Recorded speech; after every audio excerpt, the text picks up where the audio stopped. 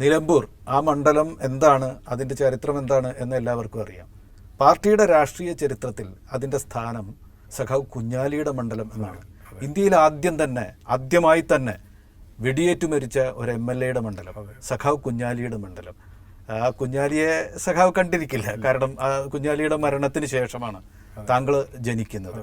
ആ കുഞ്ഞാലിയെക്കുറിച്ച് കേട്ടറിവുകളെങ്കിലും ഉണ്ടാകും, അതൊരു നിലമ്പൂർക്കാരന് നല്ല രീതിയിലുണ്ടാകും. ആ കുഞ്ഞാലിയെ ഈ ഘട്ടത്തിൽ താങ്കൾക്ക് അദ്ദേഹം ഇരുന്ന കസേരയിലേക്ക് താങ്കൾക്ക് ചെല്ലാനുള്ള ഒരു അടയാളം പാർട്ടി തന്നിരിക്കുന്ന ആ ഘട്ടത്തിൽ എങ്ങനെ അനുസ്മരിക്കും? തീർച്ചയായും കുഞ്ഞാലി അദ്ദേഹം ഏറനാടൻ ചെഗുവേര എന്ന പേരിൽ, ഏറനാടിന്റെ വീരപുത്രൻ, വീരപുത്രൻ, ഏറനാടൻ ചെഗുവേര എന്നൊക്കെയാണ് വിളിക്കപ്പെടുന്നത്.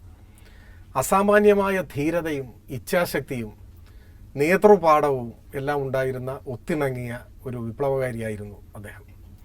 2 തവണ നിലമ്പൂരിൽ നിന്ന് ജയിച്ചു. അതിൽ ഒരു തവണ ജയിച്ചത് വോട്ട് ചോദിക്കാതെയാണ്. എന്ന് വെച്ചാൽ ജയിലിലാണ്. അദ്ദേഹത്തെ കള്ളക്കേസെടുത്ത് ജയിലിലടച്ചിരിക്കുന്നു. ജയിലിൽ കിടന്നുകൊണ്ട് തെരഞ്ഞെടുപ്പിനെ നേരിട്ട് വിജയിച്ചയാളാണ് കുഞ്ഞാലി. തിരഞ്ഞെടുപ്പിൽ ജയിച്ചു എന്നുള്ളത് മാത്രമല്ല, കിഴക്കനേറനാടിൻ്റെ ഒരു പ്രത്യേകത, നിലമ്പൂർ ഉൾപ്പെടുന്ന കിഴക്കനേറനാടിൻ്റെ ഒരു പ്രത്യേകത, ഒരു കാലത്ത് ഏറ്റവും സാധാരണക്കാരായ മനുഷ്യർ ഈ തോട്ടമുടമകളുടെ കാൽക്കീഴിലെ പുഴുക്കളെ പോലെ ഏറ്റവും പീഡനങ്ങളും യാതനകളും അനുഭവിച്ച ദരിദ്രരായി ജീവിക്കേണ്ടി വന്ന ഒന്നുമില്ലാത്ത നിസ്വരായ മനുഷ്യരായിരുന്നു. അവരുടെ കാണപ്പെട്ട ദൈവമായിരുന്നു കുഞ്ഞാലി. അവരുടെ ആവശ്യങ്ങൾക്ക് വേണ്ടി അദ്ദേഹം ഓടിയെത്തും, അവരെ സംഘടിപ്പിക്കും, അവരുടെ സമരത്തിന് നേതൃത്വം കൊടുക്കും. നിലമ്പൂരിൽ നടന്ന ഭൂസമരങ്ങൾ, ആ ഭൂസമരങ്ങളുടെ നേതാവായിരുന്നു അദ്ദേഹം. അദ്ദേഹത്തിൻ്റെ പേരിൽ അവിടെ പ്രത്യേക സ്ഥലങ്ങളുണ്ട്. ഇപ്പോൾ ഔദ്യോഗിക രേഖയിൽ ചിലപ്പോൾ വേറെ പേരായിരിക്കും, പക്ഷേ നാട്ടിലിറങ്ങി അന്വേഷിച്ചാൽ കുഞ്ഞാലി കോളനി എന്ന് പറയും. അമരമ്പലം പഞ്ചായത്തിൽ, പോത്തുകല്ല് പഞ്ചായത്തിലൊക്കെ ആ പേരിൽ അറിയപ്പെടുന്ന സ്ഥലമുണ്ട്. അതെങ്ങനെയാണെന്ന് വെച്ചാൽ ഈ ഭൂസമരത്തിന് നേതൃത്വം കൊടുത്ത് ദരിദ്രരും ഭൂരഹിതരുമായ സാധാരണ മനുഷ്യരെ സംഘടിപ്പിച്ച് സമരം നടത്തി അവർക്ക് ഭൂമി വാങ്ങിക്കൊടുത്ത സമരമാണ്.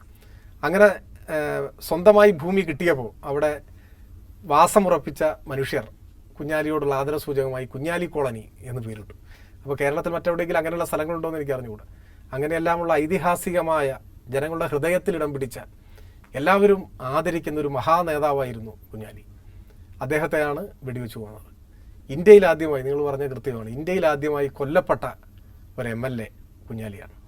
1969 ജൂലൈ 26 അമരമ്പലം പഞ്ചായത്തിലെ ചുള്ളിയോട് INTUC ഓഫീസിൻ്റെ ജനലടികൾക്കിടയിലൂടെ നീട്ടിയ തോക്കുകൊണ്ടാണ് കുഞ്ഞാലിയെ വെടിവെച്ചു കൊന്നത് കോൺഗ്രസ് സംഘം. അപ്പോൾ അത് നേതാക്കന്മാർ പ്രതികളായ അതിൻ്റെ മറ്റു കാര്യങ്ങളിലേക്ക് ഞാൻ ഈ സന്ദർഭത്തിൽ പോകുന്നില്ല. ഈ ഒരു അനുഭവം മറ്റൊരിക്കലും വന്നിട്ടുണ്ട്. സഖാവ് പൗലോസ് CPIM-ൻ്റെ സജീവ ഊർജ്ജസ്വലനായ പ്രവർത്തകനായിരുന്നു. പൗലോസിനെ കുത്തിമലർത്തിയത് നിലമ്പൂരിൻ്റെ ഹൃദയഭൂമിയിലാണ്, ചെട്ടിയങ്ങാടിയിൽ വെച്ച്. ഇത്തരം അനുഭവങ്ങളെല്ലാം ഉള്ളൊരു മണ്ണാണ് നിലമ്പൂർ. വലിയ കർഷക തൊഴിലാളി സമരം, തോട്ടം തൊഴിലാളി സമരം, പാവപ്പെട്ട ഈ മനുഷ്യരുടെ സമരങ്ങളിലൂടെ അവകാശം പിടിച്ചു പറ്റിയ ചരിത്രം, അതിന് നേതൃത്വം കൊടുത്ത അവരുടെ മഹാനായ നേതാവിനെ തന്നെ കൊന്നുകളഞ്ഞ അനുഭവം, ഇതെല്ലാം നിലമ്പൂരിൻ്റെ ചരിത്രത്തിൻ്റെ ഭാഗമാണ്. ആ ചരിത്രത്തിൻ്റെ ഒരു തുടർച്ചയാണിപ്പോൾ 2025 എത്തി നിൽക്കുന്നത്. ഈ തിരഞ്ഞെടുപ്പ് ഉൾപ്പെടെ ഈ ചരിത്രമെല്ലാം ഓർമ്മിക്കപ്പെടും, അയവിറക്കപ്പെടും, ചർച്ച ചെയ്യപ്പെടും എന്ന കാര്യത്തിൽ സംശയമില്ല.